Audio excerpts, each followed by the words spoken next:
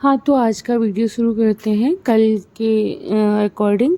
कल हमने zero and points में आपका रिलेशन बताया था कि दशमलव और शून्य के बीच में या ज़ीरो के बीच में क्या कैसे रिलेशन है, किस तरह ये इंटरचेंज एक दूसरे के अकॉर्डिंग होते हैं, और उसी के अकॉर्डिंग हम आज फिर आगे उसके उसी पे बात करते हुए आगे अपने वीडियो को बढ़ाते हैं। ठीक है, तो कल हमने आपको दशमलव और ज़ीरो में संबंध बताया था। हम एक बार रिवाइज कर देते हैं अपनी बात को ताकि कोई कंफ्यूजन ना बचे। हमने ये बोला था कि अगर हमें किसी संख्या से दशमलव हटाना है, किसी भी संख्या से दशमलव हटाना है, तो हम उसके अंक गिनेंगे कि कितने अंक बाद दशमलव लगा है। हमने इधर से गिना 1 2 3, तो जितने अंक बाद दशमलव लगा है हम उतने ही अंक, जितने अंक बाद दशमलव लगा है हम उतने ही नीचे 0 लिखेंगे और 1 लिख देंगे, दशमलव हट जाएगा। हम आपको ये बताने की कोशिश कर रहे थे अगर दशमलव ऊपर लगा है तो 0 नीचे आएंगी, अगर 0 लगा नीचे दशमलव लगा है तो ऊपर 0 आएंगी मल्टीप्लाई में। ठीक है, दूसरी बात क्या थी,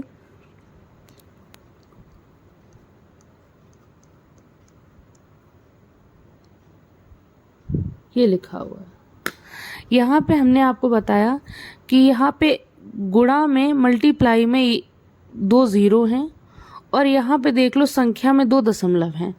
आपको पता है जितने 0 हैं उतने दशमलव के अंकों के साथ वो अपने आप को रिलेट कर लेगा, यानी कि यहाँ पे 2 0 हैं तो यहाँ 2 अंक बाद दशमलव हट जाएगा। क्यों हट जाएगा, हम डायरेक्ट ये कर लें, डायरेक्ट समझना ये सीख लें कि जब भी कभी इस टाइप का क्वेश्चन आता है कि दशमलव है और 0 भी हैं तो जितने 0 मल्टीप्लाई में हैं उतना दशमलव इधर खिसक आएगा उधर, और यहाँ 2 0 थी तो दोनों हाथ से हट गया यानी ख़त्म हो गया। क्यों होता है, क्योंकि दशमलव हटाएंगे नीचे उल्टी साइड 2 0 लगाएंगे, वो वैसे भी ये कट जाना है तो दशमलव तो वैसे भी नहीं रहेगा और 100 भी नहीं रहेगा। अगर इसी तरीके से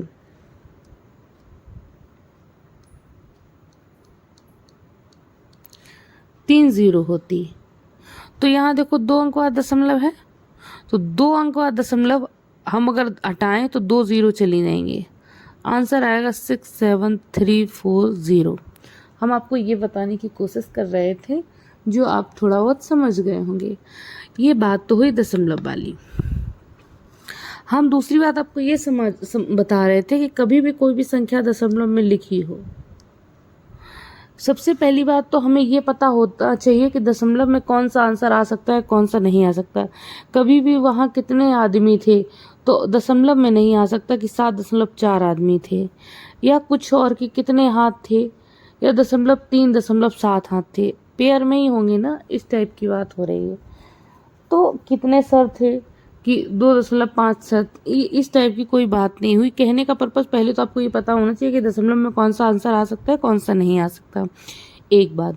दूसरी बात ये है कि हम आपको दशमलव और 0 का संबंध बता ही रहे हैं। तीसरी बात ये है कि यहाँ पे अगर कभी भी दशमलव आता है किसी भी के साथ भी तो इतना कंफर्म है कि जो दशमलव के बाद संख्या लिखी है वो कितनी भी बड़ी क्यों ना हो वो हमेशा 1 से छोटी ही होती है, क्योंकि अगर 1 होती तो वो बाहर आ जाती, 1 के बाद दशमलव नहीं आता है, यानी 1 का मतलब है इधर पूरी की पूरी एक संख्या।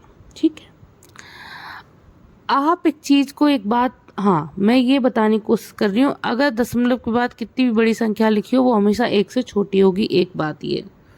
और बात क्या कि अगर कहीं पे भी दशमलव लगा है तो वो ये बता रहा है कि एक तो ये चीज़ पूरी है, क्योंकि 7 के साथ दशमलव नहीं है। दशमलव जहाँ पे भी लगा होता है, यहाँ पे दशमलव जो है वो 3 4 6 के साथ है, 8 के साथ नहीं है।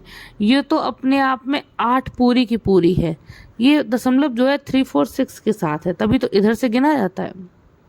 ठीक है, अब आपका क्या है ना कि जब जो संख्या यहाँ पे लिखा है, अब जैसे कहीं पे 7.4 मिनट लिखा है, इसका मतलब वो क्या बताने की कोशिश कर रहा है कि 7 मिनट तो पूरे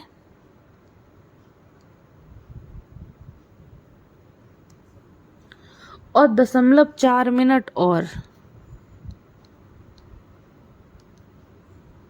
अब आपको पता होना चाहिए कि आपकी घड़ी में 7 मिनट तो बजते हैं लेकिन 0.4 मिनट नहीं बजते। तो ये लिख तो दिया है लेकिन ये कोई कायदा नहीं हुआ। तो 0.4 को हम कैसे करेंगे कि जब भी दशमलव के बाद कोई संख्या लिखी होती है तो वो जो आगे का यूनिट होता है, अगर हम उसे सही रूप में लिखना चाहें, यानी 0.4 मिनट बजता नहीं है, इसको सही रूप का मतलब ये है कि ये मिनट, यहाँ पे लिखा था मिनट, उससे छोटा है ये, यानी मिनट की, ये तो पूरा तो मिनट है और ये जो है ये 0.4 मिनट लिखा तो है लेकिन ये वास्तविक में ये सेकंड है। क्या है? सेकंड। तो 0.4 मिनट को सेकंड बदलेंगे तो हम 60 का गुणा कर देंगे।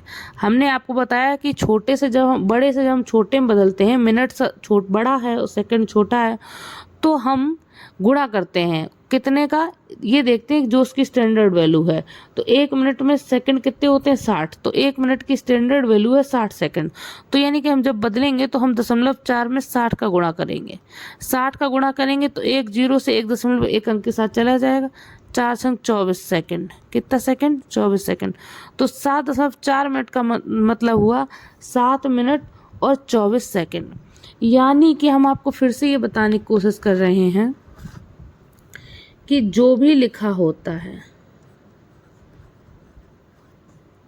हम आपको मुंह जुबानी, आपको चाहते हैं कि आप मुंह जुबानी आपका तैयार हो जाए सोच देखते देखते कि ये किलोग्राम लिखा है, तो यानी 8 किलोग्राम तो पूरा है, 0.5 की बात और हो रही है। 8 किलोग्राम पूरा और 0.5 किलोग्राम की बात और हो रही है। तो कैसे करेंगे आपको इसे? अगर हम ये 0.5 किलोग्राम कुछ नहीं होता, 0.5 किलोग्राम को हमें ग्राम में बदलना है, क्योंकि दशमलव के बाद जो होता है वो किलोग्राम से छोटी इकाई ग्राम होती है, उसमें बदलेगा। किस में बदलेगा? किलोग्राम से छोटी इकाई ग्राम में। जो दशमलव के बाद संख्या लिखी होती है उसका ये मात्रक नहीं होता है अगर उसे सही वे में लिखा जाए। 0.5 इसका सही वे नहीं है। सही वे क्या है कि 10 किलोग्राम में अगर ये पूरी किलोग्राम में होती तो दशमलव आता ही क्यों? ये किलोग्राम में नहीं है, किलोग्राम से छोटे रूप में यानी ग्राम में है, तो हम इसे किलोग्राम को ग्राम में बदलेंगे। तो हम जानते हैं किलोग्राम से ग्राम बदलने के लिए, बड़े से छोटा बदलने के लिए हम गुणा करते हैं कितने का? जो उसकी स्टैंडर्ड वैल्यू होती है। 1 किलोग्राम में कितने ग्राम होते हैं? 1000 ग्राम होते हैं, तो हम 1000 का गुणा कर देते हैं। दशमलव से 0 कट जाएगा, 1 दशमलव से 1 0 कट जाएगा और 500 ग्राम। कितना आया? 500 ग्राम। तो हम आपको ये बताने की कोशिश कर रहे थे कि अगर कहीं लिखा हुआ है, इसका मतलब क्या है? इसका मतलब है 8 किलोग्राम पूरा और 500 ग्राम।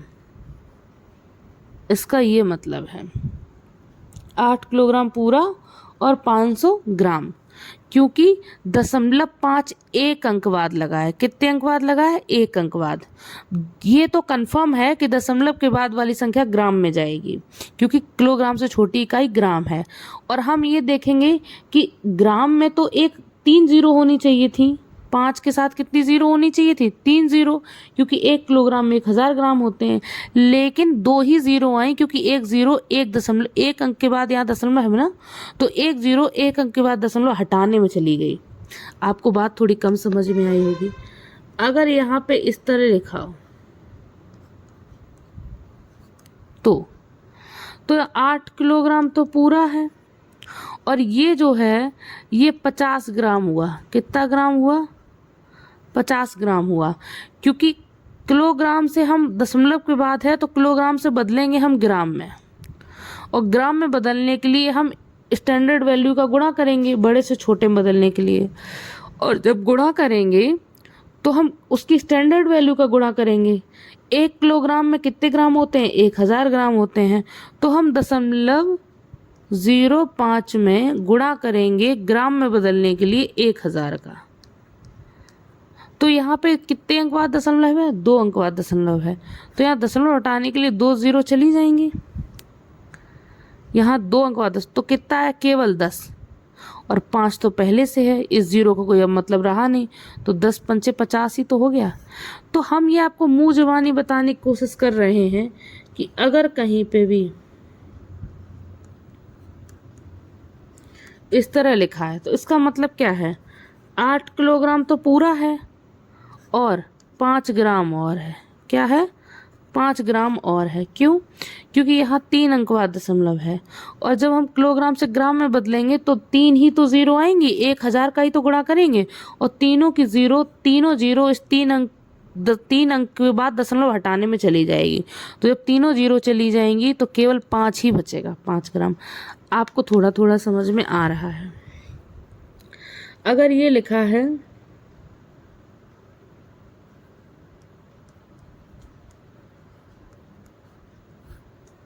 8.5 मीटर, तो आपका इसका मतलब क्या है, 8 मीटर पूरा और 50 सेंटीमीटर, और क्या है, 50 सेंटीमीटर है। ऐसा क्यों लिखा हुआ है यहाँ पे, ये कैसे आएगा? क्योंकि ये दशमलव के बाद संख्या जो होती है वो मीटर से छोटे रूप में जाएगी, यानी मीटर से छोटा रूप क्या है, सेंटीमीटर है। और छोटे रूप में जब जाएंगे तो हम गुणा करेंगे, किसका गुणा करेंगे, जो इसकी स्टैंडर्ड वैल्यू होगी, किसकी, मीटर में सेंटीमीटर में बदलने की। तो 1 मीटर में 100 सेंटीमीटर होते हैं, तो हम 0.5 में को सेंटीमीटर में बदलेंगे क्योंकि ये मीटर में है, और मीटर 0.5 मीटर कुछ होता नहीं है, सेंटीमीटर में बदलेंगे तो हम 100 का मल्टीप्लाई करेंगे। 100 का मल्टीप्लाई करेंगे तो यहाँ 1 अंक बाद दशमलव है, तो 1 जीरो यहाँ चली जाएगी, तो कितना बचा, 50। तो 50 सेंटीमीटर बदलने के लिए तो 100 का गुणा, तो 50 सेंटीमीटर आ गया। अब यही इसी तरीके से अगर कहीं लिखा हुआ है 7.50 500 7.500 या ये छोड़ो,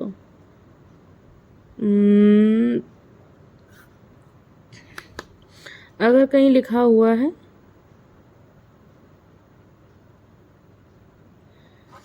पहले इस तरह देख लो, अगर कहीं लिखा है 1200 पैसों को रुपए में बदलो, 1200 पैसों को रुपए में बदलो, अगर इस टाइप का लिखा है तो कैसे बदलोगे? अगर हम ये कह दें आपसे 1 रुपए को पैसे में बदलो,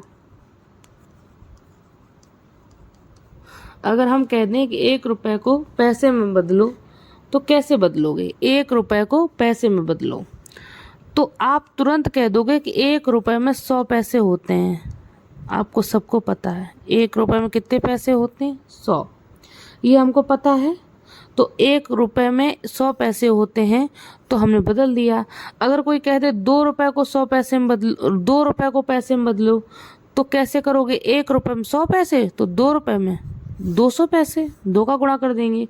अगर 3 रुपए का बोलेगा तो हम 3 का गुणा कर देंगे। तो रुपए को हम बदल रहे हैं पैसों में, रुपए को हम किस में बदल रहे हैं, पैसों में। 2 को बदलना है तो 2 का गुणा, 3 को बदलना है तो 3 को गुणा।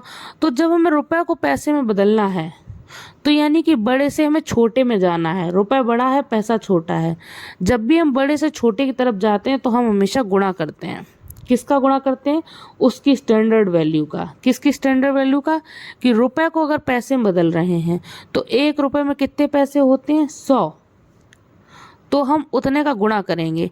लेकिन अगर हमें पैसे से रुपए में बदलना हो, पैसे से रुपए में बदलना हो, तो छोटे से बड़े में बदल रहे हैं ना हम। छोटा पैसा छोटा है, रुपए बड़ा है, तो जब छोटे से हम बड़े में बदलेंगे तो हम भाग देंगे कितने का, स्टैंडर्ड वैल्यू का। किस स्टैंडर्ड वैल्यू का? जो हमें पता है। हमें क्या पता है? 1 रुपए में 100 पैसे होते हैं। तो हमें पैसे बनाने के लिए, यानी छोटा बनाने के लिए 100 का गुणा, और बड़ा बनाने के लिए उसी 100 का भाग। तो ये कह रहा है कि 1200 पैसे को रुपए में बदलो, 1200 पैसे को रुपए में बदलो, तो 1200 पैसे हैं और उनको बदलना किस में है, रुपए में। तो आपको पैसों को बदलना है रुपए में। किस में बदलना है, रुपए में। और जब छोटे से बड़े में बदलेंगे तो हम भाग देंगे, क्या देंगे, भाग का। किसका, स्टैंडर्ड वैल्यू का। किसका, स्टैंडर्ड वैल्यू का। स्टैंडर्ड वैल्यू क्या है, स्टैंडर्ड वैल्यू यही है कि 1 रुपए में 100 पैसे होते हैं, यही स्टैंडर्ड वैल्यू है। तो जब हम, अब बस यही समझना है, जो वैल्यू है उसी में फोकस करना है। अगर छोटे से बड़े में बदलना होगा कभी भी किसी भी चीज़ को, अगर हमें छोटे से बड़े में बदलना होगा तो हम हमेशा भाग करेंगे उसी स्टैंडर्ड वैल्यू का, और अगर बड़े से छोटे में बदलना है तो हम उसी स्टैंडर्ड वैल्यू का गुणा कर देंगे। आपको थोड़ी बहुत समझ में आ रही है बात। तो 1200 पैसों को रुपए में बदलना है, किसको बदलना है, 1200 पैसों को, यानी ये पैसा छोटा है और रुपए में बदलना है। तो जब छोटे को बड़े में बदलते हैं तो हम भाग देंगे कितने का, उसकी स्टैंडर्ड वैल्यू का। 1 रुपए में 100 पैसे होते हैं, तो ये 12 रुपए हुए। कितने रुपए हुए, 12। तो 1200 पैसों में कितने रुपए हैं, 12 रुपए हैं। आपको ये बात समझ में आई। अब इसी टाइप के कुछ क्वेश्चंस हैं। क्वेश्चन ये है कि 92.08 पैसे, सॉरी रुपए हैं।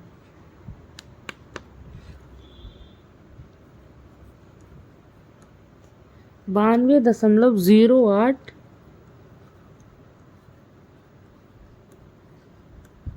रुपए हैं और उनको सही रूप में बदलो। सही रूप में बदलने का मतलब ये है कि 0.08 रुपये कुछ नहीं होता है। तो जब कुछ नहीं होता है तो वो ये बताने की कोशिश कर रहा है कि रुपए से छोटी इकाई में बदलो। ये तो 92 तो रुपए रहेंगे, लेकिन ये जो दशमलव के बाद वाली संख्या है ये रुपए से किस में बदल जाएगी, छोटी इकाई में, क्योंकि दशमलव के बाद जो संख्या होती है वो यहाँ से छोटे रूप में जाती है। तो 0.08 अभी तो रुपए हैं, लेकिन ये 0.08 कुछ नहीं होता। तो रुपए से हम नीचे में बदलेंगे, दशमलव लगाए तो 0 नीचे बदलेंगे, यानी पैसे में बदलेंगे। और जब हम बड़े से छोटे में बदलते हैं तो हम गुणा करते हैं। किसका गुणा करते हैं, जो उसकी स्टैंडर्ड वैल्यू होती है। तो 1 रुपये में कितने पैसे होते हैं, 100 पैसे होते हैं। तो गुणा कर देंगे, यानी कि 0.8 में 100 का गुणा कर दिया, इतने पैसे हो गए। अब देखो यहाँ पे 2 अंक बाद दशमलव है और यहाँ पे 2 0 हैं, तो 2 अंक बाद दशमलव से 2 0 चली जाएंगी। अब 0.8 पैसे बचे, और 0 का कोई मतलब नहीं हुआ तो 8 पैसे बचे। कितने पैसे बचे, 8। तो 92.08 में आप देखो तो 92 रुपये पूरे और 8 पैसे। हम चाहते तो डायरेक्ट भी कर सकते थे। कैसे, 92.08 रुपये डायरेक्ट कैसे कर सकते थे। 92 तो रुपए है ही, इसमें तो कोई क्वेश्चन है नहीं। ये बात है जो रुपए से छोटे में जाएगी, मतलब पैसे में जाएगी। और जब पैसे में जाएगी यानी कि हम बड़े से छोटे में जाएंगे तो गुणा करेंगे। गुणा करेंगे तो कितने गुणा करेंगे, 100 का गुणा करेंगे, क्योंकि 1 रुपये में 100 पैसे होते हैं। किस में गुणा करेंगे, इसमें गुणा करेंगे। तो हम डायरेक्ट जानते हैं कि जब हम गुणा करेंगे तो 2 0 से 2 अंक से बाद दशमलव है तो 2 0 चली जाएंगी, तो यहाँ 8 पैसे आएगा। कितना पैसे आएंगे, 8 पैसे आएंगे। बात आपको समझ में आ रही। अगर यहाँ पे 92.08 की जगह 92.8 होता तो यहाँ 92 रुपये पूरे 0.8, यानी कि रुपए को पैसे में बदलोगे तो 100 का गुणा करेंगे और 100 में से 1 अंक बाद दशमलव है तो 1 0 ही जाएगा, तो यानी कि वहाँ 10 बचेगा, तो 80 पैसे हो गए। कितने पैसे हो गए, 80 पैसे। यानी कि अगर एक अंक बाद दशमलव है तो केवल एक जीरो हो जाएगी, और रुपए में बदलने के लिए, रुपए को पैसे में बदलने के लिए हम 100 का गुणा करते हैं, तो एक जीरो तो बचेगी ना। यहाँ पे 2 जीरो थी तो दोनों की दोनों जीरो चली गई। अगर यहाँ पे लिखा हो 92.08 किलोमीटर, तो इसका मतलब है 92 किलोमीटर तो पूरा है। दशमलव के बाद वाला किलोमीटर से किस में चला जाएगा, मीटर में चला जाएगा। अब हम लोग जानते हैं कि किलोमीटर में कितने मीटर होते हैं, 1000 मीटर होते हैं। यानी कि जब बड़े से छोटे में बदलेंगे तो हम 1000 का गुणा करेंगे, गुणा तो कर देंगे, लेकिन हमें ये पता है कि 2 अंक बाद दशमलव है तो यहाँ 2 जीरो चली जाएंगी, तो केवल 1 जीरो बचेंगी, 80 मीटर। तो हमारा मैटर ये करता है कि जब हम किलोमीटर को मीटर में बदल रहे थे तो हमें दिमाग में होना चाहिए था कि हम मल्टीप्लाई में 2 जीरो करेंगे कि 3 जीरो करेंगे। तो किलोमीटर मीटर में बदलने के लिए 3 जीरो होती हैं, 1000, 1 किलोमीटर में 1000 मीटर होता है। तो हम ये देखेंगे यहाँ कितना जीरो है, अंक हैं, 2 अंक बाद दशमलव है, तो 2 जीरो चली जाएंगे, हमें इतना सोचने की ज़रूरत नहीं है। यानी कि अगर यहाँ पे इस तरह होता किलोमीटर, इसका मतलब क्या है कि किलोमीटर से मीटर बदलने के लिए 3 जीरो आएंगी और 1 जीरो चली जाएगी, दशमलव 1 अंक बाद दशमलव, इस वजह से। तो 92 किलोमीटर पूरा और 1 जीरो चली जाएगी दशमलव को हटाने में, तो केवल 2 जीरो बचेंगी। तो 92 किलोमीटर और 800 मीटर। आपको समझ में आ रही है थोड़ी थोड़ी बात। तो एक क्वेश्चन, अगला क्वेश्चन है तुम्हारे पास 247.76 रुपए को आप रुपए और पैसे में बदलो। तो ये तो पूरे रुपए हैं, ये पैसे हैं। आपको पैसे में बदलना है तो इसमें 100 का गुणा करना पड़ेगा, क्योंकि 1 रुपए में 100 पैसे होते हैं। 100 की दोनों जीरो चली जाएंगी 2 अंक हटाने में, 2 अंक के बाद दशमलव हटाने में। तो 247 रुपए पूरे पूरे और 76 पैसे, क्योंकि 2 अंक से 2 जीरो चली गई ना जब हमने रुपए को पैसे में बदला, 100 का गुणा किया। आपको बात समझ में आ रही है। अगर इसी तरीके से देखो 510 रुपए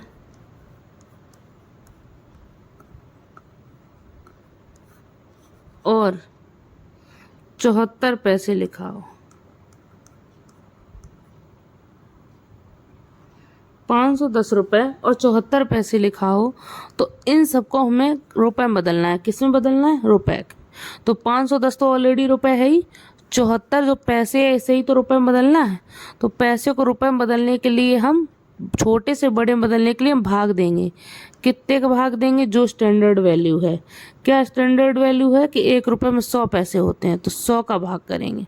100 का भाग करेंगे तो नीचे से 2 जीरो हटा देंगे, नीचे से 2 जीरो हटाएंगे तो ऊपर 2 अंक बाद दशमलव लग जाएगा, यानी कि 0.74 रुपए। क्योंकि हमने इसमें 100 का भाग दे दिया तो अब पैसे से ये रुपए में बदल गया। किस में बदल गया, रुपए में। तो पहले 510 पूरे रुपए थे, पहले 510 रुपए पूरे थे और 0.74 रुपए और हो गए। तो इनको जोड़ोगे 510 रुपए प्लस 0.74 को, तो कितना आएगा, 510.74 रुपए। आपको बात समझ में आई। ये तो रुपए पहले से था ना, 74 पैसे को ही तो रुपए में बदलना था। और जब पैसे को रुपए में बदलना है, यानी छोटे से बड़े में बदलना है, पैसा छोटा है रुपए बड़ा है, तो हम भाग देंगे। आपको बात समझ में आ रही है। अगला क्वेश्चन है 999। ये क्वेश्चन हम वो 5th क्लास की बुक से देख रहे हैं। 999 रुपए 9 पैसे।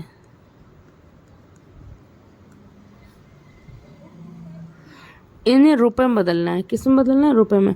तो ये टोटल को, ये तो रुपए में ऑलरेडी है, इसको पैसे को रुपए में बदलना है तो 100 का भाग देना पड़ेगा। 100 का भाग का मतलब हो गया 2 अंक से बाद दशमलव लगाना, यहाँ से नीचे से 2 जीरो हटानी पड़ेंगी, तो ऊपर 2 अंक बाद दशमलव लगाना पड़ेगा। ऊपर एक ही अंक है तो हम अपने मन से इधर की तरफ एक जीरो लगाएंगे, दशमलव लगा देंगे।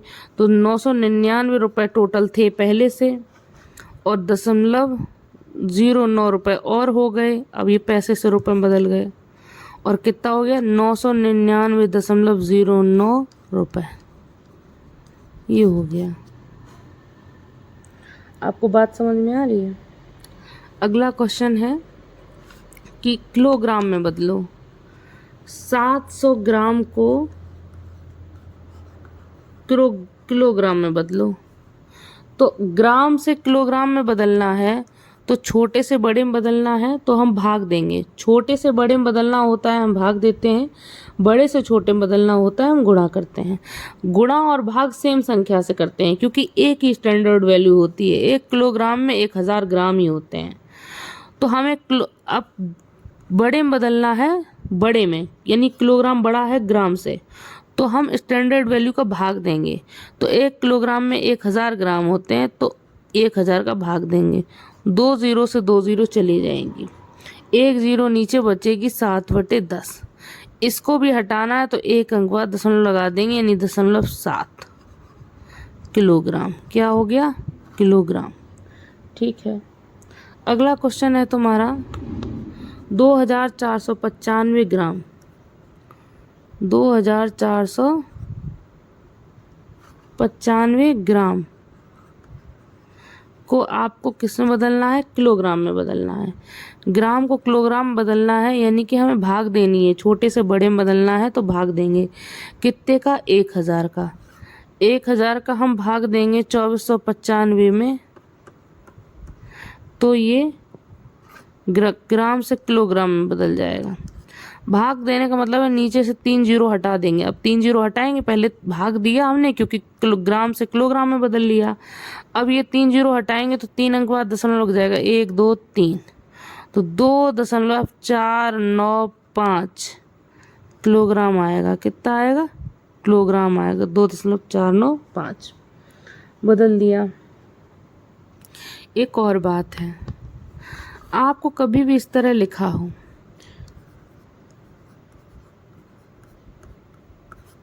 कि ये कहे कि इसको विस्तार रूप में लिखो। किस रूप में लिखो? विस्तार रूप में। तो आप कैसे लिख दो कि 4 यहाँ अंक हैं तो 3 प्लस लगा दो। ठीक है। यहाँ 5 हो, यहाँ पे 5 हो गया, यहाँ पे 4 हो गया, यहाँ 3 हो गया। अच्छा, तो 4 ही लगाने पड़ेंगे। ठीक है। और यहाँ पे पहले 3 8 हो गया, यानी कि 4 अंक थे तो 3 प्लस के चिन्ह लगा दिए और शुरू से ऐसा लिखना शुरू किया। ये इकाई के अंक है तो इकाई का मतलब 1 होता है। 4 दहाई की जगह पे है तो दहाई में 1 जीरो होती है। 3 सैकड़ा की जगह है तो सैकड़ा में 2 जीरो होती हैं। और 8,000 की जगह तो 1000 में 3 जीरो होती हैं। यानी कि ये हमारा लिखने का तरीका है। इसे कहते हैं किसी भी संख्या को विस्तार रूप में लिखना। किस रूप में लिखना? विस्तार रूप में। अगर कहीं लिखा हुआ है किसको विस्तार रूप में लिखो, कैसे लिखोगे? अरे बड़ी संख्या हो रही थी, हमारे बोर्ड में आती नहीं, इस वजह से इसे विस्तार रूप में लिखना है। तो क्या है? ये तो 6 है, यहाँ 70 है, यहाँ 400 है, यहाँ 3000 है, यहाँ पे 80,000 है। बात समझ में आ रही है? ये आपको समझ में आ रहा होगा। आप देख रहे हो ये इकाई के 1 अंक, कोई मतलब नहीं। दहाई में 1 जीरो, सैकड़ा में 2 जीरो, 1000 में 3 जीरो, 10,000 में 4 जीरो, ये होता है। ये इसका विस्तार रूप है। आपको हमें लगता है समझा पाए हैं बात को। बात को यही समझाना है कि अगर कहीं पे ये कह दे कि इसका विस्तार रूप करो तो 4 तो इकाई है, ये तो ऐसा ही रहेगा। लेकिन 8 जो है वो दहाई है, यानी कि 0 आ जाएगा। 6 जो है वो सैकड़ा, 2 जीरो। 8 जो है वो 1000, 3 जीरो। 7 10,000, 4 जीरो। इस तरह लिखेंगे। ये हो गया इसका विस्तार रूप। लेकिन अगर कहीं विस्तार रूप इस तरीके से दे दिया जाए कि इसका विस्तार रूप लिखो, तो किस तरह लिखोगे? आप ये समझो, इसको तो हम 74 ही पढ़ेंगे, तो इसका विस्तार रूप तो यही होगा 4 + 70। ये इसका विस्तार रूप होगा। इसका विस्तार रूप क्या होगा? ये देखो, यहाँ देखो इकाई की जगह 8 लिखा है और यहाँ पे हम अगर केवल 8 को देखें तो 8 के साथ इकाई के अंत है तो एक अंक के साथ दशमलव लगाया तो 8/10। यहाँ पे देख लो 6 2 अंक के बाद दशमलव, 6 जो है दूसरे नंबर पे है तो 6 और दूसरे नंबर पे है तो 2 नीचे 0। नीचे 0 इसलिए जाएंगी क्योंकि दशमलव के साथ है। दशमलव के साथ जब भी होता है तो संख्या उल्टे की तरफ 0 बढ़ती है। ठीक है, आपको कम समझ में आया होगा मुझे पता है। एक्चुअली हम चाह रहे हैं कि हम इस आगे की बात को कल कवर करें। तो अगर आपको समझ में आया हो तो आप इन क्वेश्चंस को करके लाएंगे कि 25 इनको विस्तार रूप में लिखिए। ये बात हुई। और यहाँ दशमलव के रूप में कुछ हो जाएगा, आप इनका मल्टीप्लाई करेंगे इजी, इसको करेंगे इस तरीके से। हम इसलिए जल्दी दिखा देते हैं ताकि आप लोग वो ना देखो। इनका मल्टीप्लाई हम अच्छा 3 संख्याओं का कई संख्याओं के साथ मल्टीप्लाई करना और बताएंगे कल। तो हम यहीं पे वीडियो रोकते हैं। आप यहीं मल्टीप्लाई करके आंसर कमेंट करिएगा। अगर आपको मेरा वीडियो पसंद आए तो आप लाइक शेयर एंड सब्सक्राइब करिए। आप मुझे कमेंट में अच्छे अच्छे कमेंट करके अप्रिशिएट करके मोटिवेट करिए। और बस यही, थैंक यू।